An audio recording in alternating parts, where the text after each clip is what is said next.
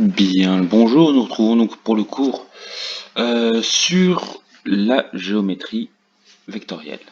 Donc je vous demande de prendre le cours à la page numéro 3, si je ne me trompe pas. Oui, donc à la page 3, nous avons fait la conclusion en classe.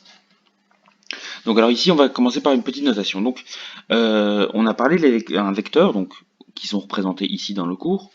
Donc c'est défini par une direction, et donc la direction c'est l'inclinaison pardon, de mon vecteur. Le sens, c'est la flèche, le fait d'aller de A vers B, et la longueur. Et la longueur, dans le chapitre, on va appeler ça norme. C'est écrit ici, norme. Alors, comment on va noter un vecteur? Eh bien, quand on a un vecteur qui va du point A au point B, on va noter...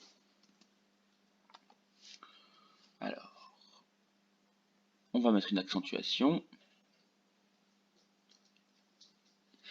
Si ça veut bien ne pas bugger.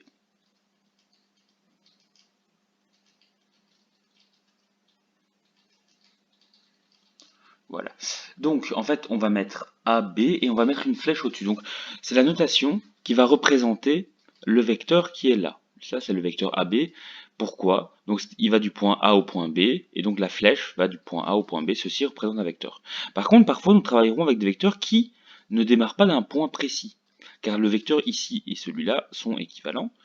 Comment on note un vecteur quand on ne connaît pas le point de départ et le point d'arrivée? Eh bien, il y aura toujours la petite flèche au-dessus, mais on va simplement mettre, hop, par exemple, la lettre V pour vecteur et une petite flèche au-dessus. Donc, celui qui est ici, on peut l'appeler AB, et celui qui est ici, on peut l'appeler V. Et n'oubliez pas, la flèche, elle est importante. Tout oubli de cette flèche peut entraîner des pertes de points assez conséquents en évaluation, donc faites attention. Et donc, on répète ici, un vecteur est défini par une direction, un sens et une norme, comme en physique avec les forces.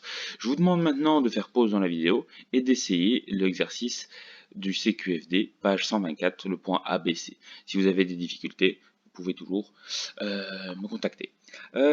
Ensuite, ici, juste une page, mais en fait, comme vous l'avez vu en physique, je ne vais pas beaucoup m'attarder dessus.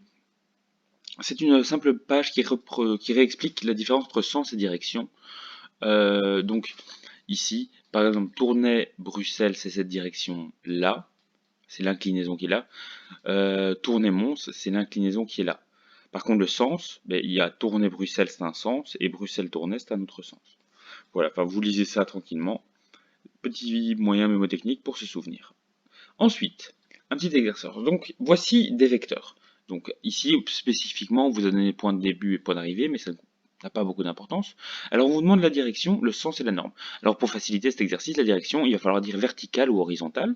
Le sens, ben, vous allez regarder les flèches qui ont été placées. Et donc, vous allez préciser en français de telle lettre à telle lettre. Ça, c'est le sens. Et la norme, ben, vous mesurez avec une latte et vous comparez les différentes normes. Une fois que vous avez ça, donc faites pause dans la vidéo et revenez ici quand vous aurez complété le tableau.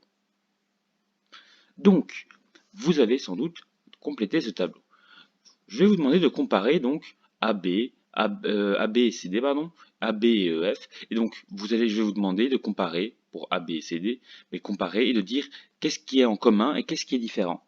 Une fois que vous aurez fait ça, donc par exemple pour AB et CD, AB et CD, ben, ils auront sans doute la même norme, la même longueur.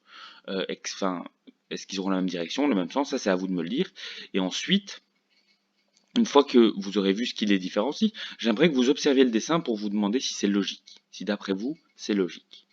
Je vous demande de faire toutes ces comparaisons et de réfléchir au fait que vous trouvez ça logique. C'est relativement simple. Et donc ici, vous avez la théorie qui nous dit que deux vecteurs sont égaux s'ils ont même direction, même sens et même norme.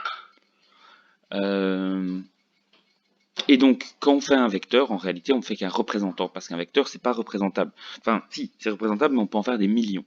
Donc, par exemple, le vecteur ici, AB, mais si je décide de le démarrer à C, je vous demande de tracer un vecteur qui a même longueur, même direction et même sens que AB, mais qui commence au point C. Donc, à vous, sur votre feuille, de tracer la chose suivante. Je vais peut-être vous demander de m'envoyer en photo, en plus, pour le cours d'aujourd'hui, la vidéo de la photo de la page 6, si ça ne vous dérange pas. Merci bien. Alors, petite notation ici, mais on en reparlera en classe. Un vecteur, on parle du vecteur nul, en fait, c'est le vecteur nul, c'est un vecteur qui n'a pas de longueur. Donc c'est un point en fait. Et on le note 0 flèche. Mais bon, ça c'est pas très important pour le moment.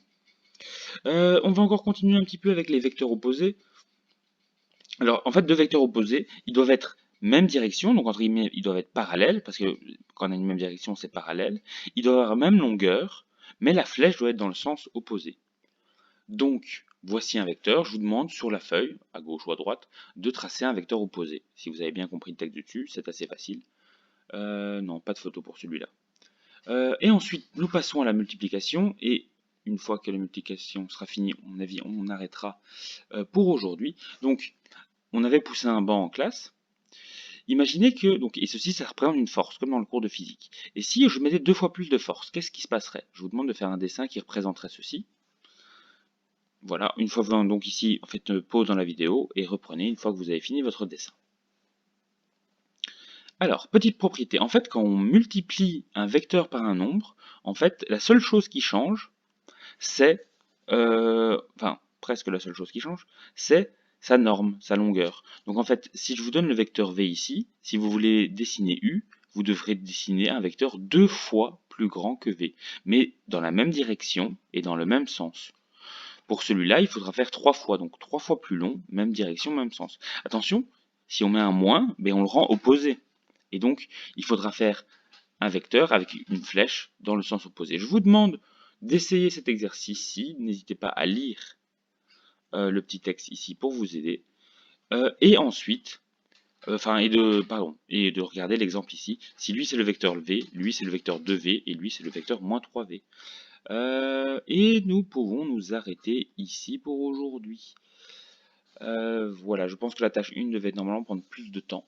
Si c'est pas le cas, le cours est peut-être un petit peu plus court aujourd'hui, tant mieux pour vous. Sur ce, passez une bonne journée.